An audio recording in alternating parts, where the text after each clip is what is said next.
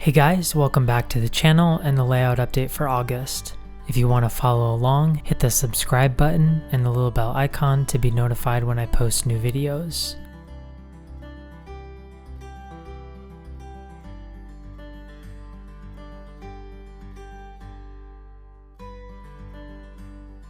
This month, I didn't get as much done on the layout as I hoped due to some projects that came up at work, but I was able to make some headway on a few things in this corner.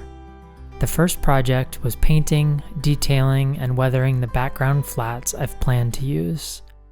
I added in a little wood structure using a Bar Mills 1 kit to give the corner some variation. I designed and printed the vertical pipe with the elfin to give the taller building a bit of a different look. I'm not sold on the backdrop photos yet, so none of the structures are glued in place. Once I land on something, I'll mount them, and then I'll start on the base layer of scenery. I added Sculptamold in the gaps and painted it the brown latex paint that I'm using on the whole layout. While I was filling in the gaps toward the backdrop, I also shaped the little hill a bit more that acts as a small view block as the trains are passing through. It always felt a bit too stark, and by shaping it a bit more, it now feels a little bit more realistic. I also marked out, cut, and shaped the concrete pad where the service station will live using some .040 styrene. The next step is to score in some expansion joints and cracks. I ordered some Woodland Scenics Just Plug system components to light up the service station, and I'm excited to hopefully get that done for the next update. I won this Bachmann S4 in a 10,000 subscriber giveaway contest over on Jimmy's page, the DIY and Digital. Because I have this engine already, I think I'm going to tackle renumbering or even possibly repainting it. A huge shout out to him, and if you're not subscribed to his channel, give him a follow.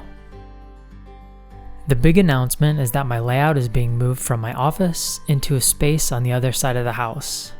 I have a project coming up for work that I'm in need of the space in my office for, and my wife had the brilliant idea to move the layout to this back room. One thing that having the layout in this space does is allow for an easy expansion. I will have an extra 5 feet of space to add more operations down off of the 4-foot module. I want to make some more headway on what I have before expanding, but here's my first draft of what I'm thinking. With this section, I'm going to approach it totally different than what I'm doing now. Instead of winging it and changing things as I go, I'm going to plan everything out meticulously and build it out in phases with industries, topography, and operations all set in stone before I even begin construction.